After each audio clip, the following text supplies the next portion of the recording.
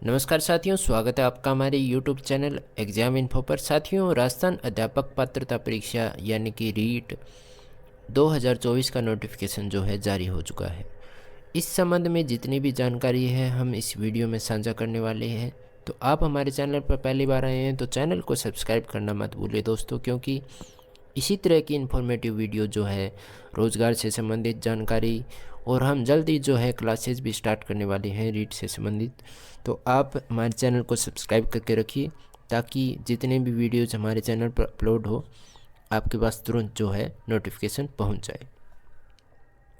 बात कर लेते हैं रीट पात्रता परीक्षा की, जो माध्यमिक शिक्षा बोर्ड अजमेर द्वारा आयोजित की जा रही है। पहले भी 2021 में माध्यमिक शिक्षा बोर्ड ने परीक्षा आयोजित करवाई है। आपके जो फॉर्म स्टार्ट होने वाले हैं 16/12/2024 से आपके फॉर्म स्टार्ट होंगे और 15 जनवरी 2025 तक जो है आप फॉर्म भर सकते हैं। आपको पूरा 1 महीना इसके लिए दिया गया है। बात कर लेते हैं आपके प्रवेश पत्र के बारे में। 19 फरवरी को आपके प्रवेश पत्र आ जाएंगे। शाम 4 बजे के बाद जो है आप प्रवेश पत्र डाउनलोड कर सकते हैं। परीक्षा तिथि आपकी क्या रहेगी? 27 फरवरी 2025 को 2 शिफ्टों में आपका एग्ज़ाम होगा। सुबह 10 से 12:30 और शाम को 3 से लेकर 5:30 बजे तक जो है आपके एग्ज़ाम होने वाले हैं, जिसमें लेवल 1 और लेवल 2 की परीक्षा शामिल है। लेवल 1 के लिए आपको बता दें कि कक्षा 1 से 5 और लेवल 2 6 से 8 के लिए यह परीक्षा आयोजित की जाती है। इसके बाद बात कर लेते हैं परीक्षा शुल्क को लेकर। लेवल फर्स्ट के लिए परीक्षा शुल्क जो है आपका 550 रुपये होने वाला है। लेवल 2 के लिए भी 550 रुपये होने वाला है। दोनों लेवल के लिए आपको 750 रुपये देने होंगे। उसके बाद बात कर लेते हैं न्यूनतम शैक्षणिक योग्यताओं की। रीट लेवल 1 के लिए आपकी शैक्षणिक योग्यता जो है 12वीं कक्षा आपने उत्तीर्ण की हो, साथ में आपके पास 2 वर्ष का डिप्लोमा, शैक्षणिक डिप्लोमा जो BSTC, DLED या BTC जो भी इसका नाम हो, 2 वर्षीय डिप्लोमा आपके पास होना, प्रारंभिक शिक्षा में होना आवश्यक है। उसके साथ ही अगर आपने स्पेशल BSTC किया है तो भी जो है आप स्पेशल BSTC करने वाले फर्स्ट ईयर या सेकंड ईयर के छात्र हैं, अगर आपने अभी एडमिशन लिया है तो भी आप जो है फॉर्म भर सकते हैं। और वो जो आप सामान्य के लिए एलिजिबल नहीं हों, अगर आपने स्पेशल BSTC किया है या कर रहे हैं तो आप जो है स्पेशल आने वाली सीटों के लिए ही एलिजिबल होंगे, ना कि सामान्य के लिए। पहले ऐसा नियम था कि कोई भी किसी भी कैटेगरी में फॉर्म भर सकता था, लेकिन अब इसको बिल्कुल अलग अलग कर दिया गया है। ना ही तो सामान्य वाले स्पेशल के लिए फॉर्म भर सकते हैं, ना ही स्पेशल वाले सामान्य के लिए फॉर्म भर सकते हैं। और इसमें यह भी नया प्रावधान किया गया है कि अगर आप फर्स्ट ईयर के छात्र हैं तो भी आप इस पात्रता के लिए एलिजिबल हैं, और सेकंड ईयर के हैं तो भी एलिजिबल हैं, या आपने उत्तीर्ण कर लिए हैं तो भी एलिजिबल हैं। उसके बाद बात कर लेते हैं लेवल 2 के लिए। लेवल 2 में आपको जो है स्नातक के साथ जो है प्रारंभिक शिक्षा में डिप्लोमा किया है तो आप एलिजिबल हैं, या आपने 50% अंकों के साथ स्नातक की है या स्नातकोत्तर की है और बीएड कर रहे हैं या बीएड कर चुके हैं तो भी जो है आप एलिजिबल हैं। उसके बाद इंटीग्रेटेड की बात कर लेते हैं। 4 वर्षीय इंटीग्रेटेड प्रोग्राम में अगर आप शामिल हैं, आपने उत्तीर्ण कर लिया है या आप पढ़ रहे हैं तो भी जो है आप एलिजिबल हैं। पात्रता परीक्षा के लिए इस बार जो है NCTE की गाइडलाइन को फॉलो किया गया है, जिसमें साफ साफ लिखा है कि अगर आप फर्स्ट ईयर या सेकंड ईयर के छात्र हैं तो आप जो है पात्रता परीक्षा देने के लिए पूर्णतः एलिजिबल हैं। उसके बाद बात कर लेते हैं जो है हमारा परीक्षा पैटर्न या सिलेबस। सिलेबस में क्या रहेगा आपका लेवल फर्स्ट के लिए बात करते हैं। सबसे पहले इसमें बाल विकास एवं शिक्षण विधियाँ 30% आपके आएंगे, जैसा कि 2021-22 की परीक्षाओं में आया है। उसके बाद भाषा फर्स्ट 30% आएंगे, जिसमें आप कोई भी भाषा का चयन कर सकते हैं, हिंदी, अंग्रेजी, संस्कृत, सिंधी, पंजाबी, गुजराती, जो भी आपकी लैंग्वेज है आप उसे चूज कर सकते हैं। भाषा सेकंड में हिंदी, अंग्रेजी, संस्कृत, उर्दू, सिंधी, पंजाबी, गुजराती, इसके भी 30% आपको मिलने वाले हैं। और 1% एक अंक का होगा, तो जितने क्वेश्चन हैं उतने ही अंक मिलने वाले हैं।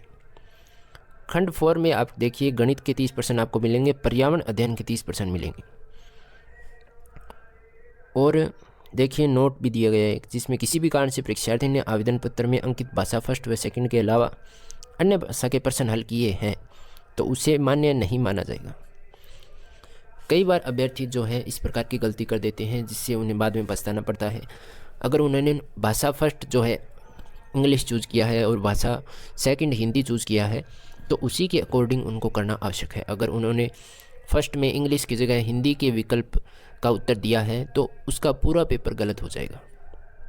तो इस तरह की गलतियों से हमें बचना है। बात कर लेते हैं लेवल 2 के लिए। उससे पहले प्रश्नों का सत्र देख लेते हैं। बाल विकास एवं शिक्षण विधियों में प्रश्न पत्र में 6 से 11 वर्ष की आयु तक के बच्चों के पठन एवं पाठन से संबंधित जो है सवाल आपसे पूछे जाएंगे। उनके विविध मानसिक स्तर, उनकी आवश्यकता, अंतःक्रिया, अच्छे शिक्षक के गुण, विशेषता आदि के बारे में समझ को परखने वाले प्रश्न पूछे जाएंगे। भाषा फर्स्ट में जो भाषा आपने चूज़ की है उससे संबंधित प्रश्न आपसे पूछे जाएंगे कि आप उस भाषा के लिए कितने निपुण हैं। उसके बाद भाषा सेकंड में अंकित भाषा सूची में इसके से आवेदन पत्र में दर्शाया गया है, परंतु भाषा फर्स्ट के रूप में चयनित भाषा से भिन्न होगी। भाषा सेकंड की सामान्य समझ, संप्रेषण एवं उसके बौद्धिक क्षमता की परख हेतु प्रश्न पूछे जाएंगे। यानी कि भाषा सेकंड में जो है उससे संबंधित शिक्षण विधियाँ ज़्यादा महत्वपूर्ण रहेगी भाषा फर्स्ट की बजाय। गणित और पर्यावरण विषय के प्रश्न पत्रों में संकल्पना, समस्या निवारण एवं विषय के अध्यापन कौशल से संबंधित प्रश्न पूछे जाएंगे। इसमें कठिनाई का स्तर जो है कक्षा 10 तक होगा, जो शिक्षण स्तर 2024 और 25 के पाठ्यक्रम एवं विषय वस्तु के आधार पर होगा। भाषा विषय के माध्यम को छोड़कर जो है आपका पेपर हिंदी या इंग्लिश बाईलैंग्वेज होगा। उसके बाद बात कर लेते हैं लेवल 2 को लेकर। लेवल 2 में आपके 150 प्रश्न होने वाले हैं और 150 अंकों का ही आपका एग्ज़ाम होगा। 2.5 घंटे का समय आपको इसमें दिया जाएगा, जिसमें बाल विकास एवं शिक्षण विधियाँ आपका पहला खंड होने वाला है। दूसरे खंड में आपकी भाषा फर्स्ट को शामिल किया गया है, भाषा सेकंड को थर्ड खंड में शामिल किया गया है, जिसके 30 क्वेश्चन होंगे। उसके बाद 60 क्वेश्चन जो होने वाले हैं आपके, अगर आप सामाजिक विषय से दे रहे हैं, गणित या विज्ञान विषय से दे रहे हैं या अन्य विषय के शिक्षक हैं, आपको 4th A या B में से कोई एक चूज़ करना होगा। चाहे आप इंग्लिश के हैं, संस्कृत के हैं, उससे कोई फ़र्क नहीं पड़ता। आप लेवल 2 के लिए एलिजिबल होना चाहते हैं तो आपको या तो सामाजिक अध्ययन विषय चूज़ करना होगा या गणित या विज्ञान विषय चूज़ करना होगा, जिसमें आपको 60% दिए जाएंगे। टोटल जो है आपके 150 नंबर का होने वाला। उसके बाद बात कर लेते हैं जो आपका कठिनाई स्तर होने वाला है लेवल 2 के लिए प्रश्नों का। इसमें 11 से 14 वर्ष की आयु तक के बच्चों के पठन एवं पाठन के स्तर से संबंधित शैक्षणिक मनोविज्ञान, विद्यार्थियों के विविध मानसिक स्तर, उनकी आवश्यकता, अंतःक्रिया एवं अच्छे शिक्षक के गुण, विशेषता आदि के बारे में समझ को परखने वाले प्रश्न जो है आपसे पूछे जाएंगे। उसके बाद भाषा का चयन जो है भाषा फर्स्ट और सेकंड जो आप चूज़ करते हैं उससे संबंधित सवाल आपसे पूछे जाएंगे।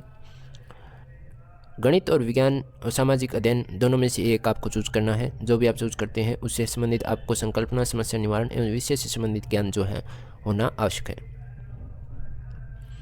अगर आपने गणित और विज्ञान विषय चूज़ किया है जिसमें आपको 30% जो है गणित विषय से पूछे जाएंगे, 30% आपको विज्ञान विषय से पूछे जाएंगे। सामाजिक अध्ययन अगर आपने चूज़ किया है तो 60% जो है आपके सामाजिक अध्ययन से पूछे जाएंगे, जिसमें आपको इंडिया जीके और राजस्थान जीके से संबंधित सवाल पूछे जाएंगे। इसमें कठिनाई का स्तर जो है 12वीं कक्षा तक रहेगा। इससे संबंधित 2024-25 के जो पाठ्यक्रम से संबंधित किताबें हैं उससे संबंधित सवाल आपसे पूछे जाएंगे और पेपर का माध्यम जो है हिंदी और इंग्लिश दोनों में होने वाला है। उसके बाद बात कर लेते हैं आपके लिए न्यूनतम जो है मार्क्स आपको कितने लाने आवश्यक हैं। इसमें परसेंटेज के हिसाब से दिया गया है। अगर आप सामान्य कैटेगरी से बिलोंग करते हैं तो आपको 60% यानी कि 90 नंबर जो है आपको लाने आवश्यक हैं। उसके बाद अगर आप ST कैटेगरी से बिलोंग करते हैं तो आपको 55% मार्क यानी कि बाद अगर आप ST या अनुसूचित जाति से बिलोंग करते हैं तो आपको 55% मार्क यानी कि जो 82.50 नंबर जो है आपको 150 में से लाने आवश्यक होंगे। अगर आप SC कैटेगरी से बिलोंग करते हैं, OBC से करते हैं, MBC से करते हैं या EWS से करते हैं तो भी आपको 82.50 नंबर से ऊपर लाना आपको आवश्यक होगा। समस्त श्रेणी की विधवा एवं परित्यक्ता महिलाएं या भूतपूर्व सैनिक जो हैं उनको 50% मार्क यानी कि 75 नंबर जो है लाने आवश्यक होंगे।